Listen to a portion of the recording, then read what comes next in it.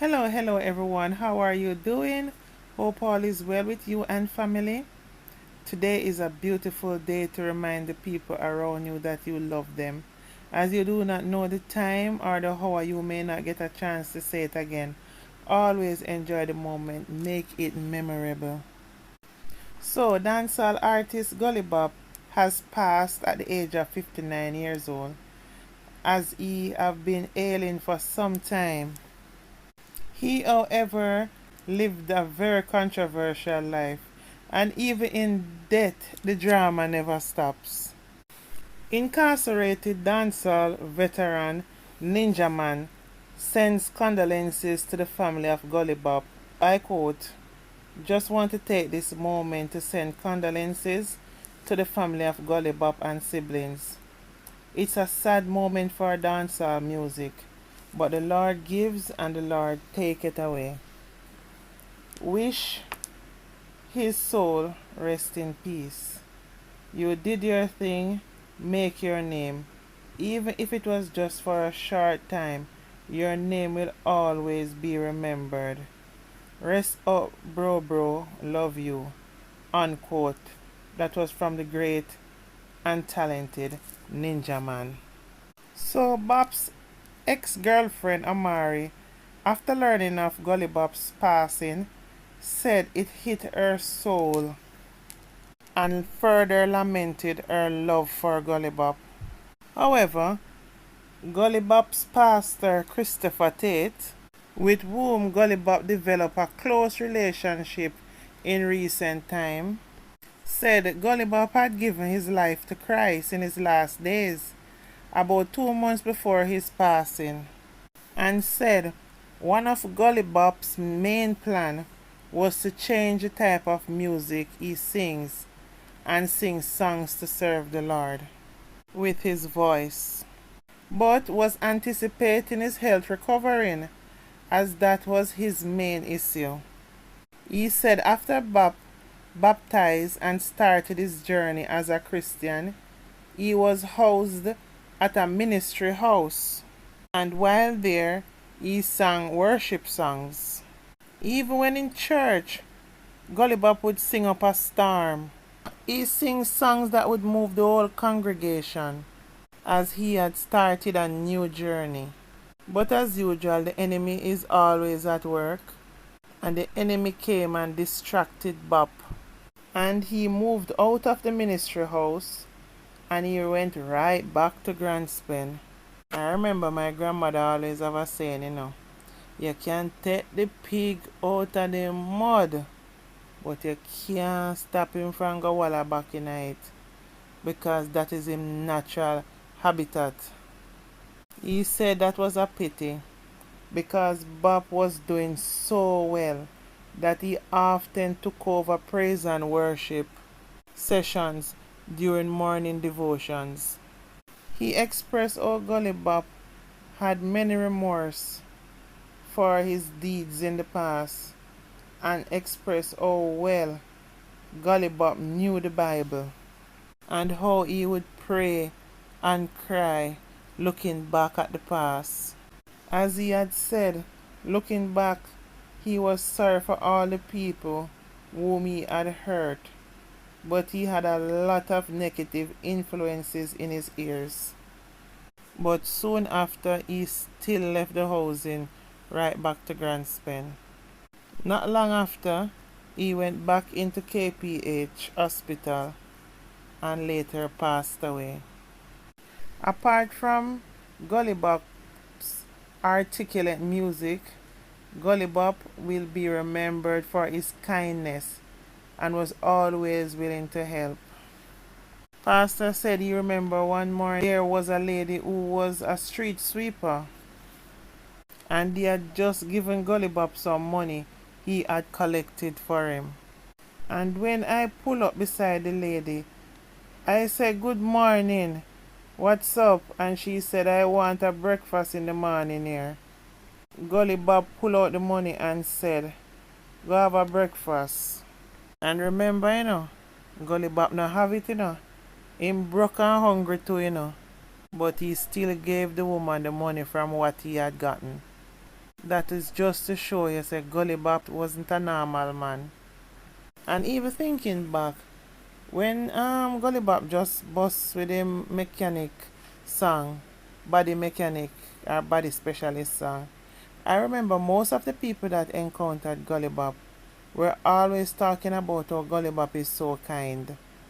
I definitely remember that.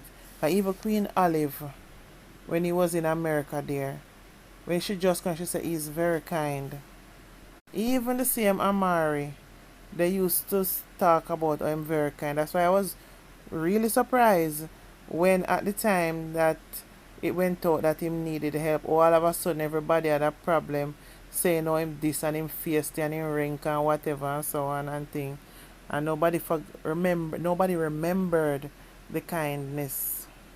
The pastor further stated that Gully Bop told him that when him just bust, he paid people to bathe the mad people and put on clean clothes on them and make them look good.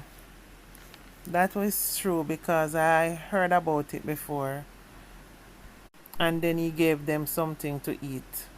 However, the pastor further stated that with funeral plans for Gully Bop on the way, he is cautioning people that any contribution that is given, it should be made directly to the family, but would prefer it was given to his daughter, because his daughter is very capable and responsible. However, he will continue to make pleas for Gully Bop's upcoming funeral, but everything must go to his daughter.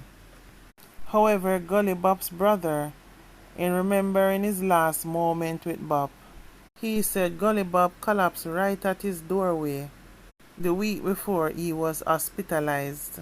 As it seems, Bop was calling him, but by the time he reached the door to Bop, he was on the ground saying, "Brother, me a dead." Me a tell him, "No, you're not dead." Him a say, "Yes, me a go dead."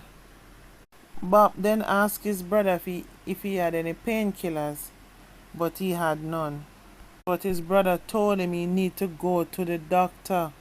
He said Bop then told him that he wanted something to eat, so he chef up something quick. But Bop still never ate it, as he said he can't keep down any food. He then said he wants to go buy a restaurant food. All this time his brother said he was telling him you need to go to the doctor. He, however, drank some juice that made him feel a little bit better. So his brother started to grill him about when last he had eaten something, and maybe the reason why he was feeling that way is because he's not eating. Soon after, he got a drive that took him to the hospital. This stay in the hospital was his last, as he died a week later. When asked how will the funeral for Gully Bop go, he said he doesn't quite know how the funeral service will go, as Bop was penniless. Soon after, Amari came out strong, saying Bop family have no money to bury him and she will have to bury him. So she's reaching out to Gully Bop's fans to bury him because she don't want no idiot funeral, as Bop was a star and he must bury like a star. Then Bangarang start, because it started to be felt that Amari want to be collecting money for Gully Bop's funeral. That is the talk. So quickly after that, Gully Bop's sister lashed out and said, "What does Amari know about our financial status?" What is Amari really talking about? I am his sister. I follow him. Amari cannot lift up my little finger. Me not hold up no saucer beg money, Bop's sister said. The funny thing, when the pastor was asked, is his children going to bury him? He said they broke. What about his son? He said they broke. What about his brother? He had already answered. He has nothing. Him going to try to talk to the rest of the family. However, Gully Bop bigger sister said the family not broke. When she said Amari can't lift her little finger, started to wonder why Bob was out there suffering for food and medical supplies, including the bag he wears to pass waste into. Now the same sister is saying someone of a reputable nature already reached out and said they will take care of the funeral and she would at least angle the burial aspect as his mother want him to be buried at Dovecote.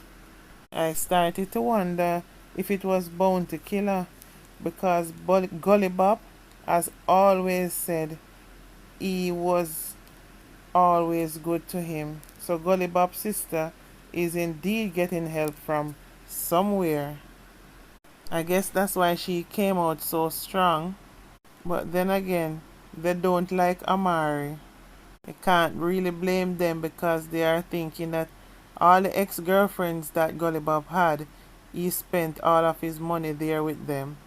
Now Amari is saying if they don't give Bop a good funeral, she's going to come to Jamaica and dig up Gully Bop's body and bury him again because Bop deserves the best.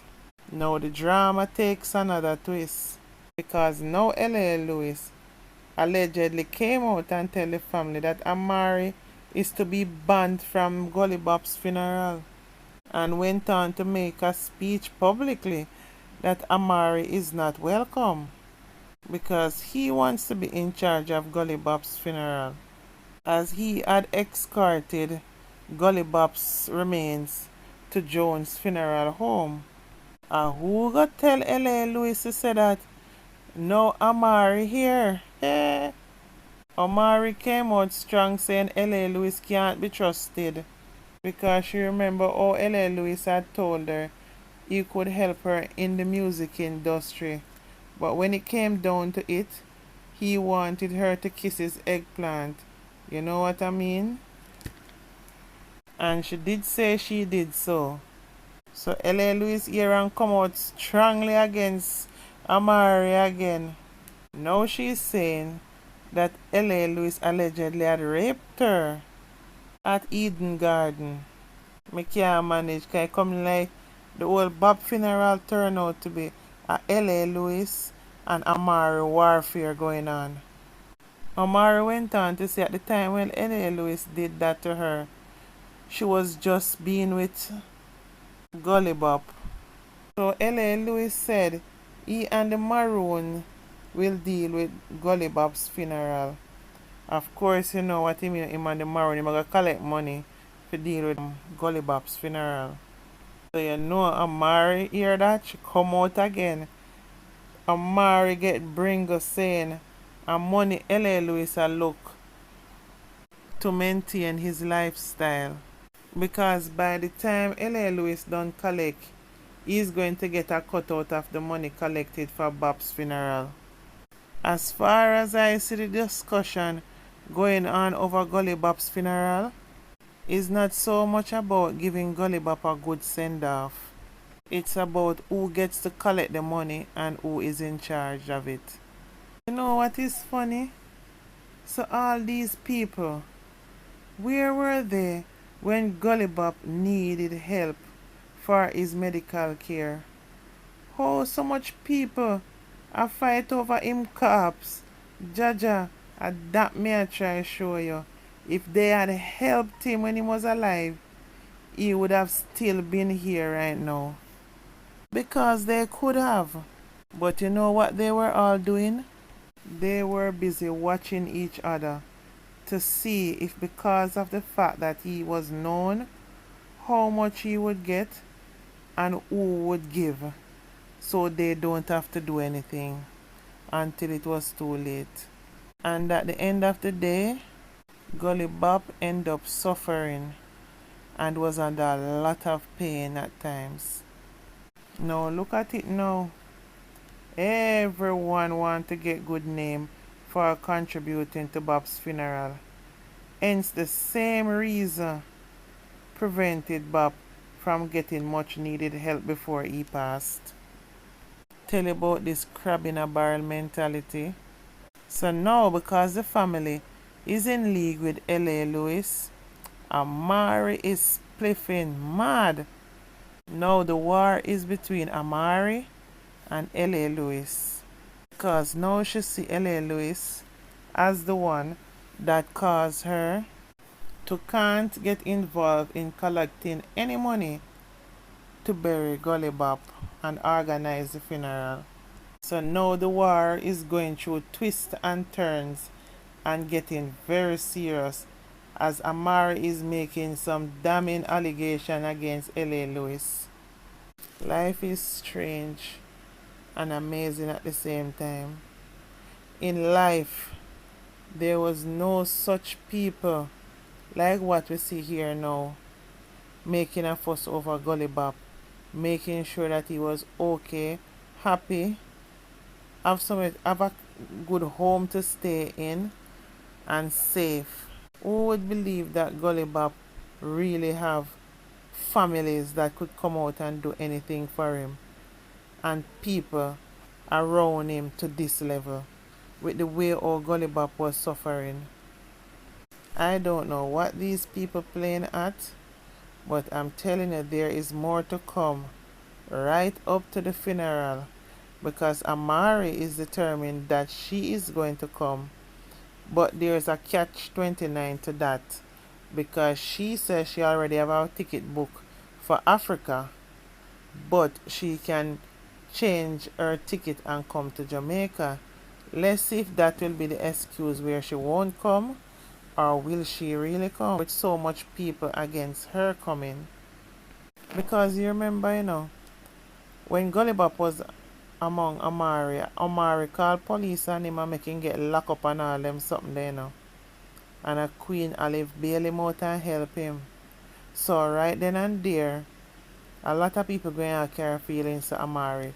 They're gonna blame her. So when she's talking about this love for Gully Bop and all that, it's like, what is the game for? What they're playing at?